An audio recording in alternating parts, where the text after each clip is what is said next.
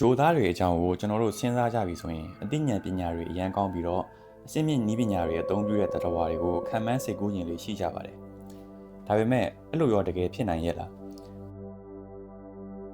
ကျွန်တော်တို့ကြိုသားတွေကိုစိတ်ကူးရင်တာကအုံနောက်အကြီးတွေရှိမယ်။အစိမ့်မြင့်နည်းပညာတွေအသုံးပြုမယ်။လူတွေထက်ဉာဏ်အများကြီးကောင်းမယ်ပေါ့။ဒါပေမဲ့ကျွန်တော်တို့မစဉ်းစားမိတာကတဘာဝမှာအစိမ့်မြင့်အသိဉာဏ်ဖွံ့ဖြိုးလာဖို့ဆိုတာက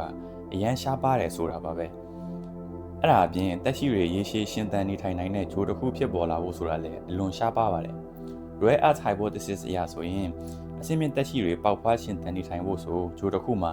တည်ငြိမ်တဲ့ရာသီဥတုရှိရမယ်။တန်လိုက်ဆက်ကွင်းတွေရှိရမယ်။နေနဲ့တင့်တော်တဲ့အကွာအဝေးမှာရှိနေရမယ်။ရွယ်စားကြီးတဲ့လှရှိရမယ်။အစရှိတဲ့အခြေအနေတွေအကုန်ပြည့်စုံနေဖို့လိုအပ်ပါတယ်။ပြောရရင်တော့အရန်ကိုကံကောင်းပြီးအကြောင်းအရာတွေအများကြီးတိုက်ဆိုင်နေမှာဂျိုတစ်ခုပေါ်မှာအစိမ့်မြင့်တက်ရှိတွေပေါက်ဖွားလာနိုင်မဲ့အခြေအနေတွေရှိနိုင်ပါတယ်။မြင်တောင်ပြောရရင် TO အခါ90လောက်ဇက်တိုက်ပေါက်တဲ့ကံကောင်းမှုမျိုးနဲ့မှတက်ရှိတွေနေထိုင်နိုင်တဲ့ဂျိုတစ်ခုပေါ်ပေါက်လာနိုင်ပါတယ်။အဲ့ဒီလိုအခြေအနေတွေပြည့်စုံပြီးအစိမ့်မြင့်တက်ရှိတွေပေါက်ဖွားနေထိုင်နိုင်တဲ့ကဘာကြီးပေါ်မှာတောင်မှအစိမ့်မြင့်အသိဉာဏ်တွေပေါ်ပေါက်လာဖို့ဆိုတာတော်တော်လေးကိုဖြစ်နိုင်ခြေနည်းခဲ့ပါတယ်။တန်းနဲ့ချီပြီးတော့ရှိတဲ့တရားဝမျိုးစိတ်တွေထဲမှာမှ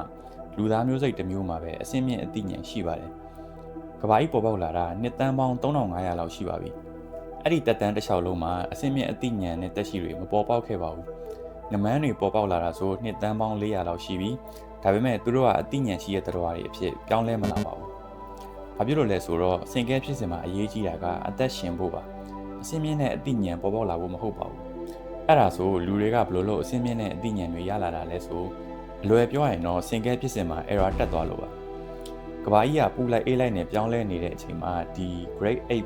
မြောင်းဝင်မျိုးစိတ်တွေကနေတဖြည်းဖြည်းနဲ့လူတွေအဖြစ်စင်ကဲပြောင်းလဲလာပါတယ်။အဲ့လိုပြောင်းလဲရင်လည်းလူတွေမှာအသက်ရှင်ဖို့အရေးကြီးတဲ့ခန္ဓာကိုယ်စွမ်းရည်တွေပျောက်ကွယ်လာပါတယ်။ရာသီဥတုဒဏ်ကိုကာကွယ်ဖို့အမွှေးတွေမရှိတော့ဘူး။မြန်မြန်မပြေးနိုင်ဘူး။ခွန်အားလည်းမရှိဘူး။အသုံးဝင်တဲ့လက်သေးတွေအဆွဲတွေလည်းမရှိတော့ဘူး။တကယ်ဆိုဒီလိုမျိုးစိတ်တွေကပေါ်ပေါက်လာပြီးအချိန်ခဏအတွင်းမှာပျောက်ကွယ်သွားမယ့်မျိုးစိတ်တွေပါ။ဒါပေမဲ့အားနည်းချက်တွေပြည့်နေတဲ့လူသားတွေကအချင်းချင်းချိတ်ဆက်သွယ်ပြီးတော့အုပ်စုလိုက်အမဲလိုက်တယ်။ရှင်သန်ဖို့အတွက်ကိရိယာတွေကိုအားကိုးတယ်။ဒီလိုနဲ့ဘာသာစကားစွမ်းရည်တွေအုံနောက်လှဆောင်မှုတွေဖွံ့ဖြိုးတိုးတက်လာပြီးတော့အစင်းမြင့်တဲ့အသိဉာဏ်နဲ့တရားဝါတွေအဖြစ်စင်ကဲပြောင်းလဲလာတာဖြစ်ပါတယ်။ပြောရရင်တော့လူတွေကချွင်းချက်အနေနဲ့မှားပြီးတော့အစင်းမြင့်အသိဉာဏ်တွေဖွံ့ဖြိုးလာတာပါ။ဒီတော့အစင်းမြင့်အသိဉာဏ်နဲ့တရားဝါတွေပေါ်ပေါက်လာဖို့ကလည်းအရန်ရှားပါပြီးတော့အကြောင်းအရာတွေအများကြီးတိုက်ဆိုင်နေဖို့လိုအပ်ပါတယ်။တကယ်လို့ကဘာကိုဥက္ခာခဲကြီးဝင်မတိုက်ခဲ့ဘူးဆိုရင်ဒိုင်နိုဆောတွေဆက်လက်ရှင်သန်နေပြီးတော့ကဘာကြီးကအစင်းမြင့်အသိဉာဏ်နဲ့တရားဝါတွေလုံးဝမပေါ်ပေါက်ခဲ့တဲ့ဂျိုးကြီးအဖြစ်နဲ့ပဲဆက်လက်ရှိနေနေပါတယ်